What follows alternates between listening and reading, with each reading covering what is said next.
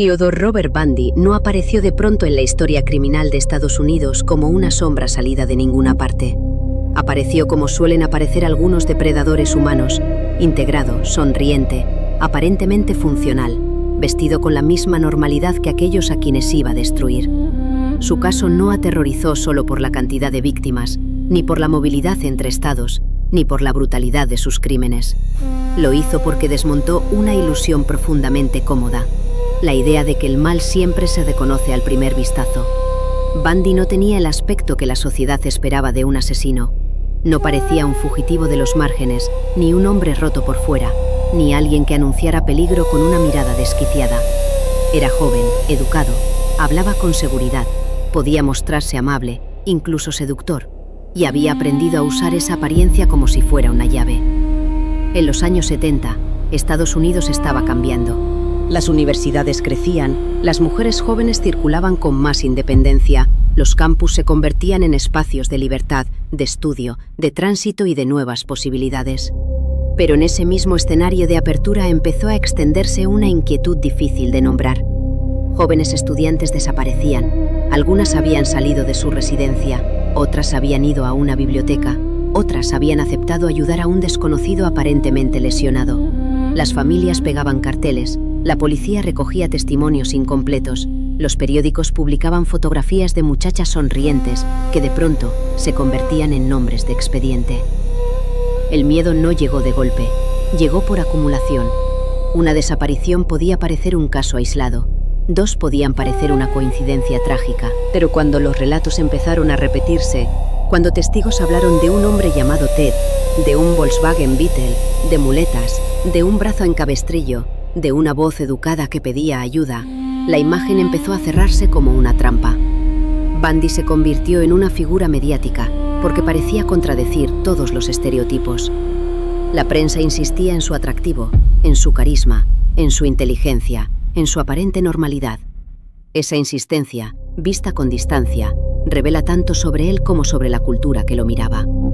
Había una fascinación peligrosa en la idea de un asesino con rostro de vecino, de estudiante, de voluntario político, de futuro abogado. Pero esa fascinación siempre corre el riesgo de desplazar el centro de la historia. El centro no era su sonrisa, el centro eran las víctimas. Mujeres jóvenes con nombres, familias, rutinas, proyectos y vidas interrumpidas. La historia de Bundy no debe contarse como la leyenda de un criminal brillante, sino como el estudio frío de un hombre que aprendió a convertir la confianza ajena en vulnerabilidad. Nació el 24 de noviembre de 1946 en Burlington, Vermont, con el nombre de Theodore Robert Cowell. Su madre, Eleanor Louise Cowell, dio a luz en un contexto social donde ser madre soltera seguía cargando un estigma severo. Durante sus primeros años, Bundy fue criado en Filadelfia en el hogar de sus abuelos maternos y durante un tiempo creció dentro de una mentira familiar. Se le hizo creer que su madre era su hermana y que sus abuelos eran sus padres. Esa clase de secreto no convierte a nadie en asesino, pero sí introduce una grieta temprana en la identidad.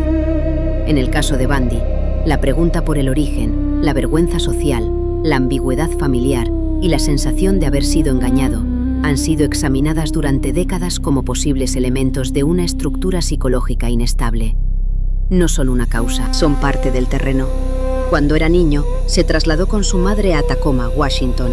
Allí, Eleanor se casó con Johnny Bundy, un cocinero militar que adoptó al niño y le dio el apellido por el que sería conocido. A simple vista, la nueva familia podía parecer un intento de estabilidad, pero Ted nunca pareció identificarse plenamente con su padrastro. Varios relatos biográficos lo describen como distante hacia él, como si rechazara una parte de la vida sencilla y trabajadora que representaba. Bundy parecía aspirar a otra cosa. Quería ser visto como alguien superior, más refinado, más importante. Esa necesidad de estatus, de construcción de una imagen, aparece una y otra vez en su trayectoria. No basta para explicar la violencia, pero ayuda a comprender su fachada. Bundy no solo quería ocultar lo que era, quería fabricar lo que deseaba parecer. En su adolescencia, según distintos testimonios, podía comportarse como un joven tímido, inseguro y socialmente torpe, aunque con una capacidad creciente para observar y aprender los códigos de los demás. No era necesariamente el muchacho aislado de forma evidente, pero sí alguien que parecía vivir con una separación interna entre lo que mostraba y lo que guardaba. Esa separación sería decisiva. En algunos criminales, la máscara es rudimentaria. En Bundy, la máscara terminó siendo sofisticada. Aprendió a modular la voz, a mirar, a parecer inofensivo, a colocarse en el lugar exacto donde la sospecha se debilita. En términos de perfilación, no era solo un agresor violento, era un manipulador de contexto. Sobre su infancia se han contado muchas historias inquietantes, algunas más fiables que otras. Se ha hablado de comportamientos extraños, de una fascinación temprana por la violencia, de una vida interior marcada por fantasías oscuras. También se ha intentado aplicar a su caso la llamada tríada de McDonald: crueldad hacia animales, piromanía y enuresis persistente. Pero aquí conviene ser prudente. Esa tríada, muy popular en relatos criminales, no es una prueba científica concluyente ni un destino psicológico. En el caso de Bundy, no existe una confirmación sólida y limpia de que presentara de manera clara los tres elementos. Un perfil serio no debe convertir cada rumor de infancia en señal profética. Lo importante no es forzar una leyenda retrospectiva, sino observar lo que sí parece repetirse: mentira, compartimentación, resentimiento, fantasía de control y una necesidad enfermiza de dominar la percepción ajena. Bundy creció en una época en la que el acceso a imágenes violentas y sexuales circulaba de una manera distinta a la actual, pero su propio relato posterior insistiría en la influencia de la pornografía violenta. Esa explicación, que ofreció especialmente al final de su vida, ha sido interpretada con mucha cautela. Para algunos, fue un intento de desplazar la responsabilidad hacia un factor externo. Para otros, pudo contener una parte de verdad sobre el alimento de sus fantasías. Pero incluso si la exposición a ciertos materiales influyó en su imaginación, no explica por sí sola el paso al secuestro, la agresión y el asesinato. Millones de personas consumen contenidos dañinos o perturbadores y no matan. En Bundy, el problema era más profundo: la ausencia de freno moral, la cosificación extrema de la víctima, la excitación asociada al poder y la capacidad de actuar sin empatía real. Durante sus años universitarios, Bundy estudió psicología en la Universidad de Washington. Esa ironía ha sido repetida tantas veces que casi se ha convertido en un símbolo. Un hombre que estudiaba la mente humana, mientras su propia mente elaboraba fantasías de depredación. Trabajó también en una línea telefónica de crisis, donde coincidió con Ann Rule, quien más tarde escribiría sobre él. El dato resulta perturbador porque muestra el grado de integración aparente que podía alcanzar. Bundy podía escuchar a personas vulnerables, podía desempeñar un papel socialmente útil, podía ocupar espacios de confianza, mientras en paralelo desarrollaba una vida interior que apuntaba hacia la destrucción. Esa doble vida es una de las claves del caso. No estamos ante un hombre que no supiera comportarse, estamos ante alguien que sabía comportarse cuando le convenía. También se vinculó con campañas políticas republicanas y se movió en ambientes donde la ambición, el lenguaje público y la imagen importaban. Aprendió a presentarse, aprendió a sostener conversaciones, aprendió que la apariencia de seguridad podía abrir puertas. Sin embargo, bajo esa superficie persistía una identidad frágil. En su biografía aparece con frecuencia una relación sentimental con una joven de mayor estatus social, una mujer a la que habría idealizado y cuya ruptura lo habría afectado profundamente. Se ha dicho que algunas víctimas compartían rasgos físicos con ella. Esa lectura es sugerente, pero peligrosa si se presenta como explicación total. Bundy no mató simplemente porque una mujer lo rechazara. Muchos hombres son rechazados y no se convierten en asesinos. Lo que puede haber ocurrido es más complejo. El rechazo pudo tocar una herida narcisista, una sensación de humillación, una necesidad de recuperar poder mediante fantasías de posesión y castigo. En la mente de Bundy, el mundo parecía dividirse entre lo que podía controlar y lo que lo amenazaba con mostrarle su insignificancia. Allí donde una persona sana procesa frustración, él pudo haber construido resentimiento. Allí donde otros aceptan pérdida, él pudo haber transformado la pérdida en fantasía de dominio. La violencia sexual y homicida no surge solo de deseo, sino de poder. En su caso, la víctima no era una persona completa. Era convertida en objeto de una escena mental donde él mandaba, decidía, humillaba y anulaba. Esa es una diferencia fundamental. Bundy no buscaba una relación, ni siquiera una relación desviada. Buscaba soberanía absoluta sobre otro ser humano. A comienzos de 1974, la vida secreta dejó de ser solo fantasía. El 4 de enero de ese año, Karen Sparks, una estudiante de la Universidad de Washington, fue atacada brutalmente en su habitación. Sobrevivió, pero con lesiones gravísimas y secuelas permanentes. Ese episodio suele considerarse el inicio documentado de la fase homicida o prehomicida, plenamente activa de Bundy. Semanas después, el 1 de febrero de 1974, Linda Ann Healy desapareció de su vivienda en Seattle. Era estudiante, tenía 21 años y llevaba una vida normal, ordenada, reconocible. Su ausencia no encajaba. La escena sugería una intrusión cuidadosamente manejada. No era una desaparición voluntaria. Era la señal de que alguien había entrado en el espacio íntimo de una joven y la había arrancado de su vida. En los primeros crímenes se percibe una mezcla de audacia e improvisación. Bundy todavía no actuaba con un método completamente estabilizado, pero ya mostraba rasgos que se repetirían. Elección de mujeres jóvenes, ataque sorpresivo, control físico rápido, traslado de la víctima y una intensa necesidad de posesión. Con el tiempo, su método se volvió más eficaz porque aprendió de cada crimen. Ese aprendizaje criminal es importante. Muchos asesinos seriales no repiten exactamente el mismo patrón desde el primer acto. Ajustan, corrigen, eliminan riesgos, descubren qué parte de la escena les proporciona control y qué parte los expone. Bundy fue adaptando su conducta hasta convertir el engaño en una herramienta central. Su modus operandi consistía en aproximarse a la víctima de una manera que redujera sus defensas. Fingía estar lesionado. Podía llevar el brazo en cabestrillo o usar muletas. Pedía ayuda para cargar libros, bolsas o algún objeto en su coche. En otros casos, podía simular autoridad. Lo esencial era crear una situación en la que la víctima no se sintiera ante una amenaza, sino ante una pequeña obligación social: ayudar a un hombre que parecía necesitarlo. Esa fue una de sus perversiones más frías. No solo atacaba cuerpos, atacaba normas de convivencia. Convertía la educación, la empatía y la cortesía en puertas de entrada al horror. El Volkswagen Beetle se convirtió en una pieza central de su leyenda criminal. Era un vehículo común, pequeño, reconocible y, a la vez, lo bastante corriente como para no llamar demasiado la atención en determinados entornos. Testigos hablaron de él. Investigadores lo asociaron a desapariciones. Pero durante un tiempo, esas piezas no bastaron para cerrarle el cerco. La década de los 70 no disponía de las herramientas de comunicación policial que hoy damos por sentadas. No había bases de datos nacionales ágiles, ni intercambio inmediato de perfiles, ni análisis de ADN. Cada jurisdicción trabajaba con lo que tenía, y Bundy se movía. Esa movilidad lo protegía. La diferencia entre modus operandi y firma resulta esencial en su caso. El modus operandi era lo que hacía para cometer el crimen: acercarse, engañar, reducir, trasladar, escapar. La firma era lo que no necesitaba hacer para lograr el crimen, pero que respondía a su necesidad psicológica. En Bundy la firma se relacionaba con la dominación, la posesión, la repetición ritual de fantasías, la anulación de la víctima como persona y la permanencia mental del control incluso después de la muerte.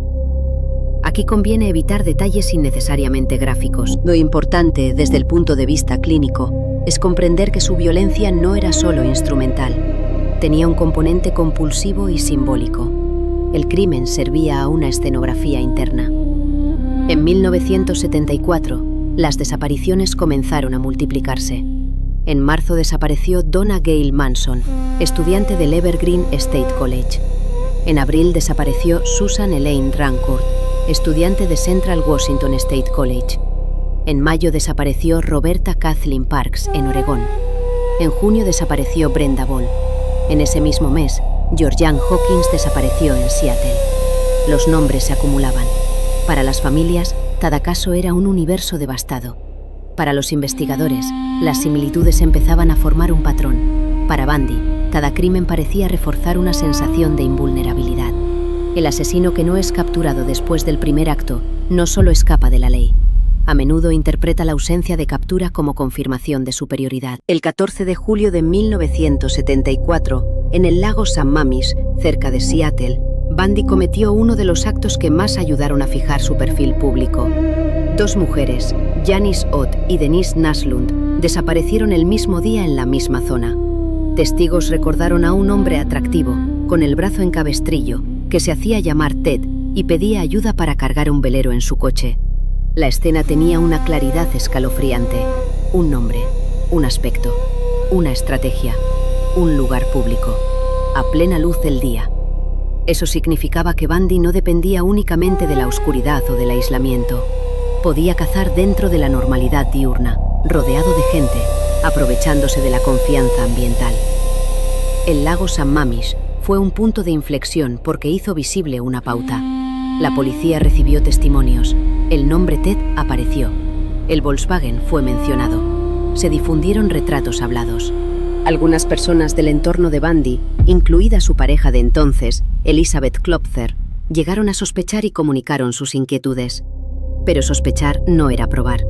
Bundy se movía en una zona gris donde su apariencia jugaba a su favor. No encajaba en la imagen que muchos tenían de un asesino. Esa resistencia social a creer que alguien aparentemente normal pudiera ser responsable de atrocidades le dio tiempo. Después de Washington, Bundy se trasladó a Utah para estudiar Derecho. Ese movimiento le permitió entrar en una nueva fase geográfica. En Utah, Idaho y Colorado, las desapariciones y asesinatos continuaron. Ahora era un depredador itinerante. No tenía una única zona de confort, como algunos asesinos que operan cerca de su casa o de su trabajo. Su zona de confort era más psicológica que geográfica. Se sentía cómodo en espacios donde podía interpretar un papel. Campus, calles universitarias, aparcamientos, lugares de ocio, zonas donde una mujer joven podía cruzarse con él sin sospechar. La movilidad interestatal fragmentaba la investigación. Cada nuevo territorio le ofrecía anonimato parcial. En octubre de 1974, Nancy Wilcox desapareció en Utah. En ese mismo período, Melissa Smith, hija del jefe de policía de Midvale, fue secuestrada y asesinada. Poco después, Laura Ann Amy desapareció tras salir de una fiesta de Halloween. Durante décadas, su caso estuvo asociado a Bundy por indicios y confesiones, pero solo muchos años después se confirmó mediante nuevas pruebas de ADN su responsabilidad. Ese dato, descubierto tanto tiempo después, muestra la dimensión prolongada de estos crímenes. La ejecución del asesino no cierra necesariamente todos los expedientes. La verdad puede tardar décadas en alcanzar a una familia. El 8 de noviembre de 1974, Carol Daronch sobrevivió. Ese hecho sería decisivo. Bundy se hizo pasar por policía en un centro comercial de Utah y le dijo que alguien había intentado robar su coche. Ella lo acompañó, pero cuando él intentó colocarle unas esposas, Daronch luchó y logró escapar. Su supervivencia rompió la lógica de control absoluto de Bundy. Para un asesino acostumbrado a que sus víctimas no pudieran hablar, una sobreviviente era una amenaza enorme. Daronch no era una abstracción, era una testigo viva. Podía describirlo, podía señalarlo, podía devolverle la realidad al expediente. Esa misma noche, Debra Kent desapareció cerca de un instituto en Bountiful, Utah. La proximidad temporal entre el intento fallido contra Daronch y la desaparición de Kent ha sido interpretada como una muestra de compulsión. Bundy no se retiró después de un riesgo extremo, no se contuvo. Pareció necesitar restablecer el control perdido. En términos psicológicos, esa conducta sugiere que el fracaso no lo frenaba necesariamente, podía intensificar su urgencia. La violencia se comportaba como una necesidad que exigía reparación narcisista. En Colorado, los crímenes continuaron. Karin Campbell desapareció en enero de 1975 en Aspen, durante un viaje con su prometido y los hijos de este. Julie Cunningham desapareció en marzo en Vail. Denise Oliverson desapareció en abril en Grand Junction. Lynette Culver desapareció en mayo en Idaho. Susan Curtis desapareció en junio en Provo. La lista es insoportable porque cada nombre representa una vida singular. Es importante repetir sus nombres porque el relato criminal suele absorber a las víctimas dentro de la sombra del asesino. Pero ellas no fueron notas al pie en la biografía de Bundy. Fueron el verdadero centro humano de la historia. Durante esa fase, Bundy mostraba una mezcla de organización y riesgo. Era capaz de viajar, de modificar escenarios, de cambiar métodos de aproximación, de aprovechar oportunidades. Pero también cometía errores. Conducía de forma sospechosa, guardaba objetos comprometedores, se exponía a testigos. Su narcisismo parecía hacerlo confiar demasiado en su capacidad para salir de cualquier situación. Esa confianza excesiva fue una grieta. Muchos criminales organizados terminan atrapados no porque sean incapaces de planificar, sino porque su éxito repetido les hace despreciar la posibilidad de error. La primera gran caída ocurrió en agosto de 1975, cuando un agente de policía en Utah observó su Volkswagen circulando de manera sospechosa. Bundy intentó evitarlo. Al registrar el vehículo, la policía encontró objetos inquietantes: esposas, una palanca, una máscara de esquí, cuerda y otros elementos que podían tener explicaciones defensivas solo para quien quisiera creer demasiado en la coincidencia. No era todavía la prueba total de una cadena de asesinatos, pero era una ventana. Por primera vez, la fachada empezaba a agrietarse ante la mirada policial. Carol Daronch lo identificó. Esa identificación permitió condenarlo en 1976 por secuestro agravado. Bundy fue enviado a prisión, pero la historia no terminó allí. En cierto sentido, empezó otra etapa, la del acusado que intentaba convertir el proceso en escenario. Bundy rechazaba la imagen de criminal común. Quería parecer un hombre perseguido, un estudiante de derecho atrapado por errores del sistema, alguien capaz de discutir con jueces, abogados y periodistas. Su arrogancia no era un adorno, era parte de su estructura psicológica. Necesitaba dominar incluso cuando estaba detenido. En este punto de la historia, si este tipo de análisis criminal te interesa, puedes suscribirte al canal para seguir explorando otros casos reales con una mirada seria, sin morbo gratuito y siempre con respeto por las víctimas. Porque entender estos perfiles no consiste en alimentar una leyenda, sino en observar cómo se construye una máscara, cómo se rompe y cómo la investigación consigue acercarse a la verdad. En Colorado, Bundy enfrentó cargos por el asesinato de Karin Campbell. Allí se produjo una de las escenas más conocidas de su vida criminal. En junio de 1977, durante una audiencia en Aspen, Bundy, que había logrado actuar como parte de su propia defensa y acceder a la biblioteca jurídica del juzgado, saltó por una ventana y escapó. Durante varios días permaneció fugitivo en las montañas hasta que fue capturado. La fuga tenía algo de teatral, pero también de profundamente revelador. Bundy no solo quería escapar, quería demostrar que podía hacerlo. Quería humillar al sistema. Quería convertir su inteligencia práctica en espectáculo. Meses después, el 30 de diciembre de 1977, escapó de nuevo, esta vez de la cárcel del condado de Garfield. Había adelgazado y logró deslizarse por un hueco en el techo de su celda. La fuga fue descubierta tarde. Bundy consiguió salir de Colorado y viajar hacia el sur. Esa segunda fuga fue mucho más grave que la primera, porque desembocó directamente en nuevos crímenes. No fue una anécdota de astucia criminal, fue una cadena de fallos institucionales con víctimas reales. Llegó a Florida bajo identidad falsa. Allí ya no era el estudiante prometedor de años anteriores, era un fugitivo, sin red estable, sin recursos sólidos, viviendo de robos y movimientos improvisados. Pero su compulsión no desapareció, al contrario, pareció degradarse. La etapa de Florida muestra a un Bundy más desorganizado, más desesperado, pero no menos peligroso.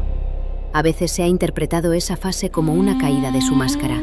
Sin el soporte social que antes lo hacía parecer respetable, emergió con más crudeza la violencia que siempre había estado debajo. En la madrugada del 15 de enero de 1978, entró en la casa de la hermandad Chi Omega, en Tallahassee, cerca de la Universidad Estatal de Florida. Allí atacó a varias jóvenes. Margaret Bowman y Lisa Levy fueron asesinadas. Kathy Kleiner y Karen Chandler sobrevivieron con heridas graves. Poco después, Cheryl Thomas fue atacada en una vivienda cercana. La brutalidad de aquella noche estremeció a Florida. A diferencia de otros crímenes de Bundy, basados en el engaño y el traslado, este episodio tuvo una violencia más directa, más descontrolada, más arriesgada. Era como si el fugitivo hubiera perdido parte del método, pero no la necesidad de dominio. La investigación en Florida se apoyó en varios elementos, entre ellos testimonios, rastros físicos y una prueba que entonces tuvo enorme impacto: la comparación de marcas de mordida en el cuerpo de una de las víctimas. En el juicio, la odontología forense fue presentada como una evidencia contundente. Hoy, la ciencia forense ha revisado con mucha más cautela el valor de las marcas de mordida y muchos especialistas advierten sobre sus limitaciones. Pero en aquel momento tuvo un papel central en la condena. Este punto es importante porque muestra cómo también evoluciona la justicia. Un caso puede ser histórico no solo por el criminal, sino por las técnicas que utilizó el sistema para probar su culpabilidad y por las preguntas que esas técnicas generan décadas después. Después del ataque en Chi Omega, Bundy siguió huyendo. El 9 de febrero de 1978, Kimberly Leach, una niña de 12 años, desapareció en Lake City, Florida. Su asesinato selló definitivamente la imagen de Bundy como un depredador que, en su última fase, ya no se limitaba al perfil inicial de mujeres universitarias adultas. La muerte de Kimberly Leach añadió una capa aún más devastadora al caso y sería una de las condenas que lo llevarían al corredor de la muerte. El 15 de febrero de 1978, un policía de Pensacola detuvo a Bundy mientras conducía un coche robado. Al principio, no sabía que tenía delante a uno de los fugitivos más buscados del país. Bundy se resistió, dio datos falsos y trató de sostener otra mentira más. Pero esta vez, la red se cerró. La captura final no tuvo el dramatismo que él habría querido. No fue una escena grandiosa. Fue una parada policial, una sospecha correcta, una comprobación y el final práctico de una fuga. La realidad redujo el mito a una detención. El juicio de Florida convirtió a Bundy en una presencia televisiva. Fue uno de los primeros procesos por asesinato ampliamente televisados en Estados Unidos, y eso alimentó todavía más la extraña relación entre el público y el acusado. Bundy parecía disfrutar de la atención. Sonreía, consultaba documentos, hablaba con los medios, cuestionaba estrategias, se mostraba como si el tribunal fuera una extensión de su ego. Incluso se casó durante el proceso con Carol Ann Boone, aprovechando una peculiaridad legal mientras ella testificaba. La escena parecía absurda, casi teatral, pero era coherente con su necesidad de controlar la narrativa. Bundy no quería ser solo juzgado, quería dirigir la mirada de los demás. La reacción pública ante él fue perturbadora. Algunas personas acudían al juicio atraídas por su apariencia. Recibía cartas. Había quienes parecían verlo como una celebridad oscura. Esa fascinación revela una enfermedad cultural más amplia, la tendencia a convertir a ciertos asesinos en personajes seductores, borrando el sufrimiento de las víctimas. En el caso de Bundy, esa distorsión fue especialmente peligrosa porque encajaba con su propia fantasía narcisista. Cada mirada fascinada alimentaba la idea de que seguía siendo alguien excepcional. Pero no había grandeza en él. Había vacío moral, depredación y una habilidad fría para explotar las debilidades del entorno. Fue condenado a muerte por los asesinatos de Margaret Bowman y Lisa Levy y posteriormente por el asesinato de Kimberly Leach. Durante años permaneció en el corredor de la muerte. En ese tiempo, concedió entrevistas, ofreció confesiones parciales, negoció información, intentó retrasar la ejecución y siguió jugando con la atención pública. Sus confesiones finales incluyeron numerosos asesinatos, pero siempre quedó la sospecha de que no contó todo o de que mezcló verdad y manipulación. Bundy parecía incapaz de abandonar por completo el control de la escena, incluso cuando su vida dependía de ello. Desde el punto de vista clínico, Bundy ha sido descrito con rasgos de psicopatía, trastorno antisocial de la personalidad, narcisismo extremo y sadismo. No era un hombre dominado por delirios psicóticos evidentes. No parecía matar porque oyera voces o creyera obedecer una realidad imaginaria. Su violencia era organizada, instrumental, sexualizada y profundamente ligada al control. Entendía la diferencia entre lo permitido y lo prohibido. Sabía ocultarse, sabía mentir, sabía manipular. Esa conciencia hace que su responsabilidad moral y legal sea aún más clara. No era una mente perdida en la confusión. Era una mente orientada hacia la posesión y la destrucción. La psicopatía, en su caso, no debe entenderse como una palabra sensacionalista, sino como un patrón. Encanto superficial, falta de remordimiento, mentira persistente, afectividad pobre, manipulación, irresponsabilidad, impulsividad selectiva y ausencia de empatía profunda. Bundy podía imitar emociones, pero no parecía sentirlas de manera moralmente vinculante. Podía comprender el dolor ajeno de forma intelectual, pero no lo incorporaba como límite. Esa es una de las características más inquietantes de ciertos psicópatas. No son incapaces de entender que el otro sufre, son capaces de entenderlo y aún así usarlo. Su relación con las mujeres estuvo atravesada por la contradicción entre necesidad de aceptación y deseo de dominio. Podía establecer vínculos aparentes, convivir, parecer afectuoso, construir una vida cotidiana con una pareja y al mismo tiempo salir a cazar víctimas. Esa compartimentación extrema es clave. Muchas personas que lo trataron no vieron al asesino, porque Bundy no era siempre el asesino en escena. A veces era el vecino, el novio, el voluntario, el estudiante, el acusado educado. Pero esas identidades no eran pruebas de inocencia, eran capas funcionales. La monstruosidad no ocupaba cada gesto visible, y precisamente por eso resultaba más difícil detectarla. En Perfilación criminal, el caso Bundy enseña que el depredador organizado puede usar la norma social como camuflaje.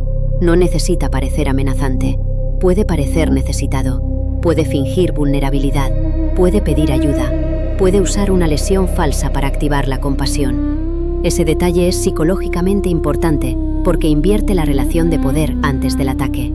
La víctima cree que está ayudando a alguien más débil. En realidad, está entrando en una escena diseñada por alguien que ha convertido su propia aparente debilidad en arma. También enseña la importancia de escuchar a las sobrevivientes y a los testigos. Carol Daronch fue fundamental. Elizabeth Klopfer, su pareja, comunicó sospechas. Testigos del lago San Mamis recordaron detalles decisivos. En muchos casos de violencia serial, la información existe antes de que el sistema logre integrarla. El problema no siempre es ausencia de señales. A veces es dispersión, incredulidad, prejuicio o falta de coordinación. Bundy operó en una época donde esas debilidades eran mayores. Hoy, su caso sigue estudiándose en parte porque muestra cómo un criminal puede atravesar grietas institucionales. La infancia de Bundy, observada con distancia, no permite una explicación simple. No hay una fórmula en la que secreto familiar más inseguridad, más rechazo amoroso, produzca asesinato. Esa clase de fórmula sería falsa y peligrosa. Pero sí se puede hablar de vulnerabilidades narcisistas. Bundy pareció construir una identidad basada en la apariencia, el rendimiento social y la superioridad imaginada. Cuando esa identidad se veía amenazada, podía surgir resentimiento. En personas con empatía y control moral, el resentimiento se procesa, se reprime, se transforma o se supera. En Bundy, pudo fusionarse con fantasías sexuales violentas y con una necesidad de recuperar dominio. Su relación con la verdad también fue patológica. Mentía no solo para evitar consecuencias, sino para crear mundos. Mintió sobre su nombre, sobre sus actos, sobre su inocencia, sobre sus motivaciones. Incluso cuando confesaba, podía manipular. La confesión no siempre era entrega. A veces era una forma de seguir teniendo poder. Dar un dato, ocultar otro, prolongar una entrevista, provocar reacción, negociar tiempo. Esa relación instrumental con la verdad es típica de personalidades profundamente manipuladoras. La verdad no tiene valor moral, tiene valor táctico. Durante los años en que estuvo activo, la sociedad estadounidense todavía estaba aprendiendo a pensar en términos de asesinos seriales modernos. El concepto existía, pero no tenía la presencia cultural y policial que tendría después. El FBI desarrollaba su unidad de ciencias del comportamiento y comenzaba a estudiar patrones de homicidio repetido, motivaciones sexuales, escenas de crimen, fantasías, organización y desorganización. Bundy se convirtió en un caso de estudio porque combinaba varios elementos: movilidad, engaño, aparente integración social, violencia sexual, selección de víctimas y capacidad para interactuar con el sistema judicial. Pero también es importante no exagerar su inteligencia. Bundy era inteligente, sí, pero no era el genio criminal que a veces se ha vendido. Cometió errores, fue visto, fue identificado, guardó objetos comprometedores, condujo de manera sospechosa, escapó, pero también se expuso.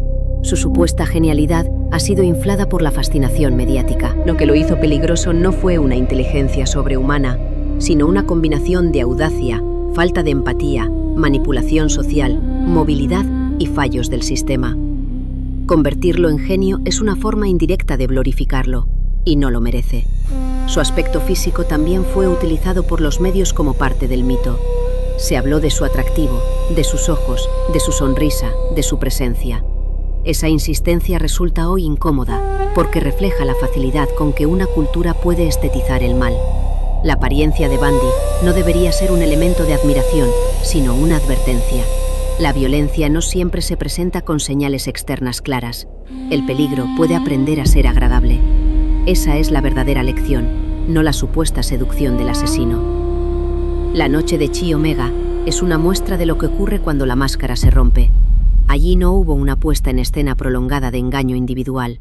Hubo irrupción, ataque y caos. Algunos analistas han visto en esa noche una descompensación del patrón. Bundy, fugitivo, sin estabilidad, con presión encima, actuó con una violencia más precipitada. Eso no lo vuelve menos responsable. Al contrario, muestra que debajo de su método había una compulsión capaz de emerger incluso cuando las condiciones eran torpes y arriesgadas. El asesinato de Kimberly Leach profundizó todavía más esa percepción de deterioro. Bundy había descendido desde el depredador que seleccionaba universitarias en entornos donde podía camuflarse, hasta el fugitivo que atacaba en circunstancias cada vez más desesperadas.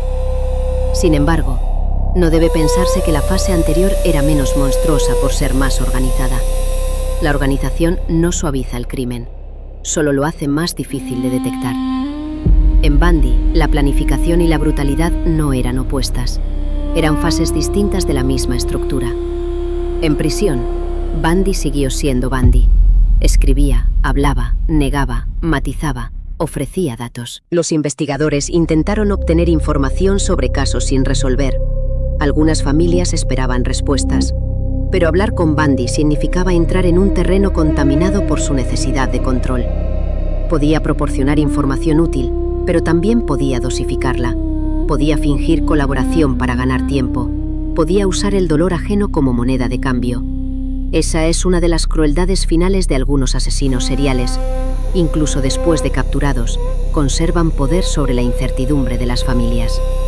Fue ejecutado el 24 de enero de 1989 en la silla eléctrica de la prisión estatal de Florida. Fuera de la prisión, algunas personas celebraron su muerte. Esa imagen, con multitudes esperando el final, forma parte del legado oscuro del caso. Para unos, la ejecución fue justicia. Para otros, fue el cierre legal de una historia que nunca podía cerrarse emocionalmente. Para las familias, ninguna ejecución devuelve a una hija, a una hermana, a una amiga. La muerte del asesino pone fin al proceso penal, pero no repara la ausencia.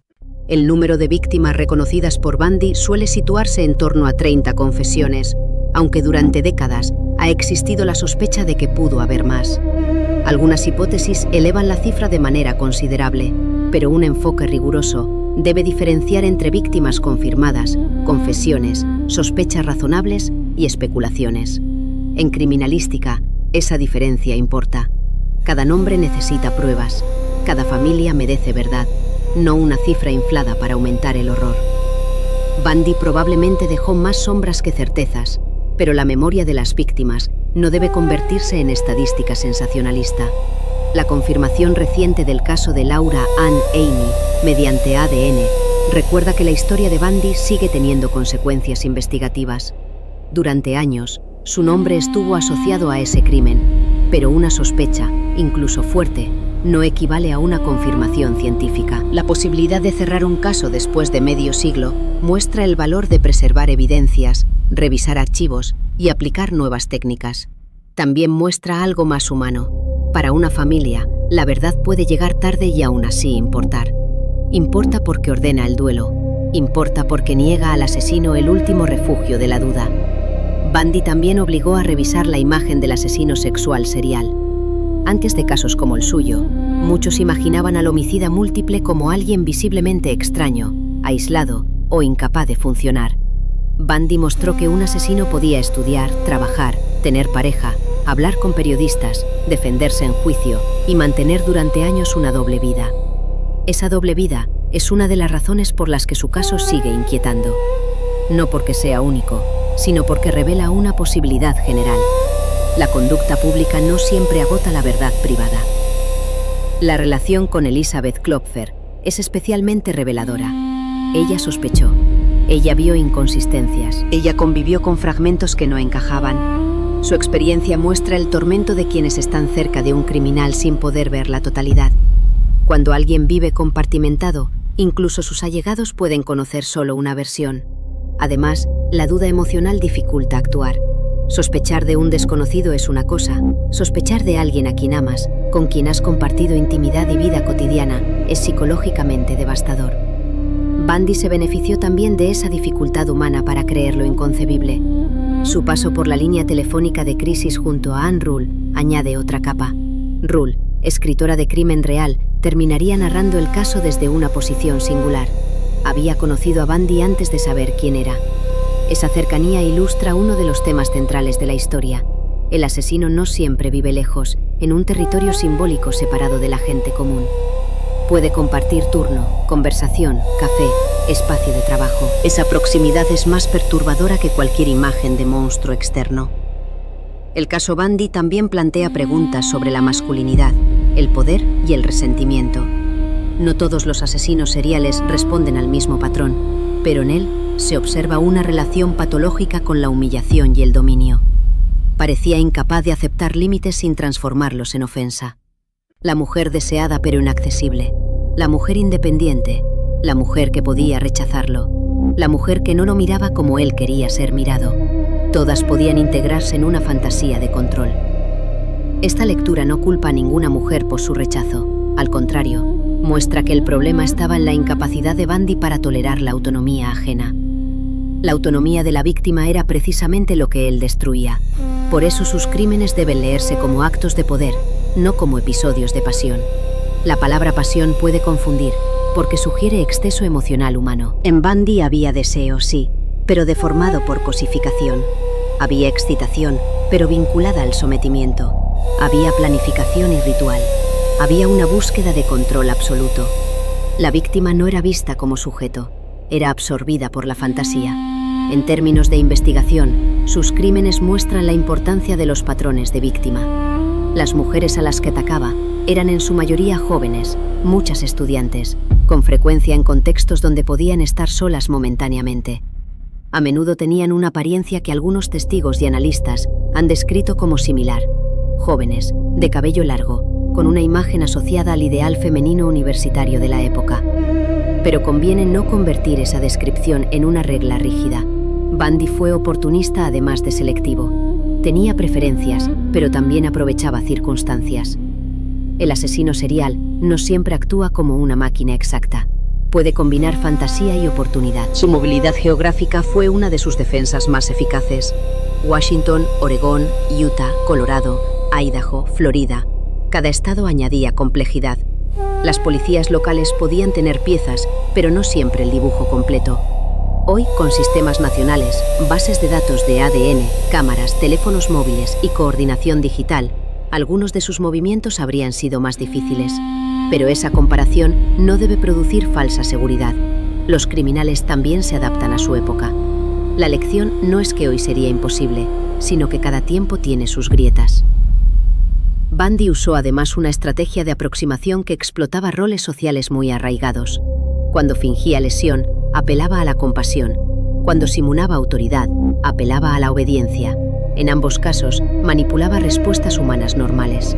Esa capacidad de explotar normas sociales es central en muchos depredadores. No siempre fuerza la puerta, a veces convencen a la víctima de abrirla. Desde la prevención, esto no significa vivir con paranoia, sino entender que la seguridad personal incluye el derecho a desconfiar, a negarse, a no ayudar en condiciones que generen incomodidad, a priorizar la propia protección sobre la cortesía. La figura de Bundy en los medios ha sido revisitada una y otra vez en libros, documentales, películas y series. Cada generación parece volver a él con una mezcla de horror y curiosidad. Pero hay una línea ética que no debe cruzarse. Contar su historia no debe convertirlo en protagonista admirable. El crimen real tiene sentido cuando ilumina mecanismos de investigación, memoria de víctimas, fallos institucionales y advertencias sociales. Pierde su sentido cuando transforma al asesino en icono. Bundy habría disfrutado de esa iconización, por eso hay que resistirla. Su comportamiento en juicio Fue una extensión de su psicología. Representarse a sí mismo o intervenir activamente no era solo una estrategia legal, era una puesta en escena de control. Quería hablar, quería ser visto como competente, quería descolocar al tribunal, quería participar en el relato de su propia caída. Pero esa teatralidad también le perjudicó. Su narcisismo le impedía desaparecer, guardar silencio, aceptar una defensa más sobria. A veces el ego del criminal se convierte en colaborador involuntario de la acusación. El matrimonio con Carol Ann Boone durante el juicio fue otro acto de control simbólico. En medio de un proceso por asesinatos brutales, Bundy fabricó una escena íntima, casi absurda, que desplazaba momentáneamente la atención hacia él, como hombre deseado, amado, elegido. Esa escena resulta profundamente perturbadora porque muestra su habilidad para producir realidades paralelas, incluso dentro del tribunal. Mientras se discutía la muerte de mujeres jóvenes, él construía una imagen doméstica, romántica, legalmente llamativa. Era una forma de contaminación narrativa. En el corredor de la muerte, sus entrevistas finales también deben leerse con cautela. En una de las más conocidas, habló de la pornografía como factor corruptor. Esa explicación fue recibida por ciertos sectores como confirmación de sus ideas morales. Pero Bundy era un manipulador experto. Podía decir a cada interlocutor algo que encajara con sus expectativas. Eso no significa que todo lo que dijo fuera falso. Significa que incluso su aparente introspección estaba contaminada por la estrategia. Un psicópata puede aprender el lenguaje del arrepentimiento sin experimentar arrepentimiento profundo. El arrepentimiento de Bundy, si existió, pareció llegar siempre mezclado con autopreservación. Cuando la ejecución se acercaba, ofreció más información. Esa secuencia es común en algunos condenados. La verdad aparece cuando puede servir para retrasar el final. Para las familias, esa dinámica era cruel. Cada dato podía ser valioso, pero también podía formar parte de un juego. Los investigadores tenían que escuchar sin dejarse arrastrar por la manipulación. Había que extraer verdad de una fuente moralmente contaminada. La ejecución no terminó el debate sobre su mente. Psicólogos, criminólogos, periodistas e historiadores han seguido preguntándose cómo se formó. Pero quizá la pregunta más útil no sea por qué Bundy fue Bundy, como si hubiera una clave única escondida. La pregunta útil es cómo se combinaron rasgos individuales, oportunidades sociales, fallos institucionales y mitologías culturales para permitirle actuar durante tanto tiempo. La responsabilidad fue suya, pero el estudio del caso exige mirar también el entorno que no lo detectó a tiempo. Su caso cambió prácticas policiales, al menos en parte. Reforzó la necesidad de compartir información entre jurisdicciones, de analizar patrones, de escuchar similitudes entre casos separados, de considerar que un asesino podía desplazarse grandes distancias y de no descartar sospechosos por su apariencia social. También contribuyó al desarrollo de la conciencia pública sobre asesinos seriales. Antes de Bundy, el término no tenía el peso cultural que tendría después. Después de Bundy, la figura del depredador itinerante, organizado y aparentemente normal, entró con fuerza en la imaginación estadounidense. Pero esa imaginación también simplificó muchas cosas. Bundy se convirtió en un molde. El asesino carismático, el monstruo atractivo, el estudiante brillante. Esas etiquetas pueden ser útiles al inicio, pero empobrecen la comprensión. Bundy no era un arquetipo elegante. Era un hombre con una profunda deformación moral que explotó la confianza de mujeres jóvenes y destruyó vidas. Su historia no necesita adornos. La verdad ya es suficientemente oscura. Al hablar de él, también conviene recordar que el término asesino en serie puede crear una distancia casi técnica. Parece una categoría de archivo, pero detrás de cada caso hay escenas domésticas, una cama vacía, una llamada que no llega, una madre esperando, un padre identificando restos, amigos pegando carteles, investigadores revisando caminos, objetos personales guardados durante años. La criminología necesita categorías, pero la memoria necesita nombres. Linda Ann Healy, Donna Gail Manson, Susan Rancourt, Roberta Parks, Brenda Ball, Georgianne Hawkins, Janice Ott, Denise Naslund, Nancy Wilcox, Melissa Smith, Laura Ann Amy, Debra Kent, Karin Campbell, Julie Cunningham, Denise Oliverson, Lynette Culver, Susan Curtis, Margaret Bowman, Lisa Levy, Kimberly Leach y otras víctimas confirmadas, sospechadas o todavía envueltas en incertidumbre. Algunas familias tuvieron restos, juicio, condena. Otras tuvieron fragmentos. Otras tuvieron sospechas. Otras esperaron décadas. En ese sentido, Bundy dejó no solo muerte, sino desorden. El asesino serial no destruye únicamente el cuerpo de la víctima, destruye la continuidad narrativa de una familia. Antes había una vida con pasado y futuro. Después queda un corte, una fecha, una investigación, una habitación intacta durante demasiado tiempo, una pregunta que no se va. La fascinación por Bundy a veces se justifica diciendo que estudiar al monstruo ayuda a prevenirlo. Eso puede ser cierto, pero solo si el estudio es serio. Si se convierte en consumo de detalles morbosos, deja de prevenir y empieza a explotar. Un relato responsable debe mantener la mirada en la investigación, en la psicología, en el contexto y en la memoria de las víctimas. Debe evitar recrearse en el daño. Debe nombrar el horror sin convertirlo en espectáculo. Desde una mirada de perfilador, Bundy puede describirse como un agresor organizado con elementos de descontrol creciente. En sus primeras fases, seleccionaba, planeaba, engañaba y trasladaba. En la fase final, especialmente en Florida, el patrón se volvió más precipitado y arriesgado. Esta evolución puede interpretarse como resultado de la presión, la fuga, la pérdida de recursos y la compulsión. Pero incluso en el deterioro, conservaba rasgos de manipulación. La organización y la desorganización no son categorías absolutas. Pueden coexistir en distintas fases de un mismo criminal. Su ego fue una constante. Quería ser importante, quería ser visto, quería ser más listo que los demás. Esa necesidad de superioridad aparece desde su construcción social hasta sus fugas, desde sus relaciones hasta su conducta judicial. Pero el ego también lo hizo vulnerable. Una persona que necesita demostrar control puede tomar riesgos innecesarios. Una persona que desprecia a los demás puede subestimar a una sobreviviente, a un patrullero, a un jurado, a un investigador. Bundy se creyó excepcional. Y en esa creencia había parte de su condena.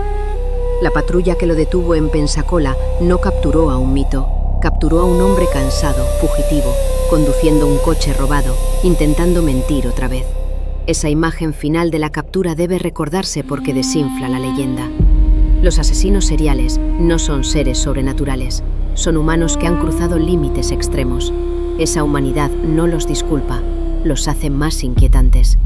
Porque si fueran monstruos ajenos a nuestra especie, no tendríamos que estudiar sus decisiones, sus máscaras, sus oportunidades, ni sus contextos.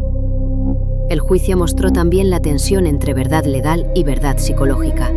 La verdad legal exige pruebas, procedimientos, admisibilidad, testimonios, peritajes. La verdad psicológica busca patrones, motivaciones, estructura de personalidad. Ambas son necesarias, pero no son iguales. Un tribunal no condena perfiles, condena hechos probados. Un perfilador no sustituye a la evidencia, ayuda a organizar hipótesis. En el caso Bundy, ambas dimensiones se cruzaron. Testimonios, objetos, identificaciones, pruebas forenses, patrones de conducta y confesiones posteriores. El análisis de las marcas de mordida, como ya se ha dicho, ocupa un lugar complejo. Fue decisivo históricamente, pero hoy sería observado con más prudencia. Esto no significa que Bundy fuera inocente de esos crímenes, significa que la ciencia forense evoluciona y que incluso los casos aparentemente cerrados deben enseñarnos humildad metodológica.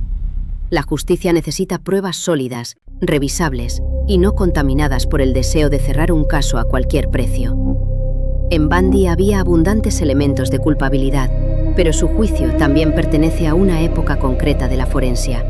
Su muerte en la silla eléctrica fue recibida por algunos como una victoria pública, pero una sociedad debe preguntarse qué hace con esa celebración. El alivio de las familias puede ser comprensible, la rabia también, pero el espectáculo alrededor de la ejecución puede reproducir de otro modo la misma lógica de fascinación que había rodeado al caso. Bundy convirtió el dolor ajeno en escenario.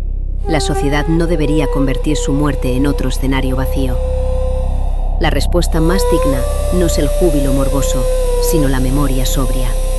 En el legado cultural, Bundy sigue funcionando como advertencia sobre la máscara.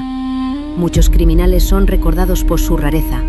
Bundy es recordado por su normalidad performativa. Esa es la expresión clave: normalidad performativa.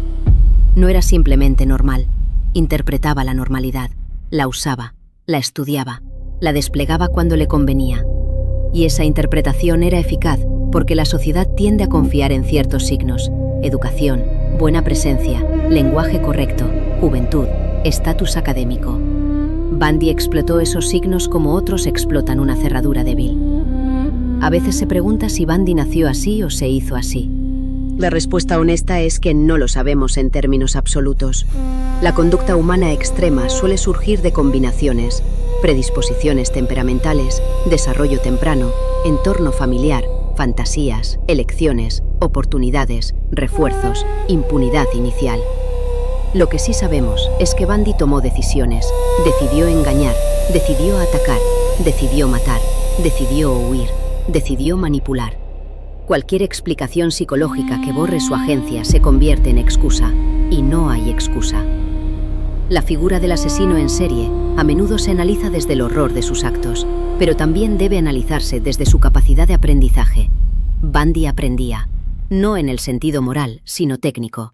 Aprendía qué decir, dónde colocarse, cómo reducir sospechas, cómo cruzar fronteras, cómo usar su apariencia. Esa capacidad de aprendizaje sin conciencia ética es una forma de peligrosidad extrema. La inteligencia, separada de la empatía, puede volverse herramienta depredadora.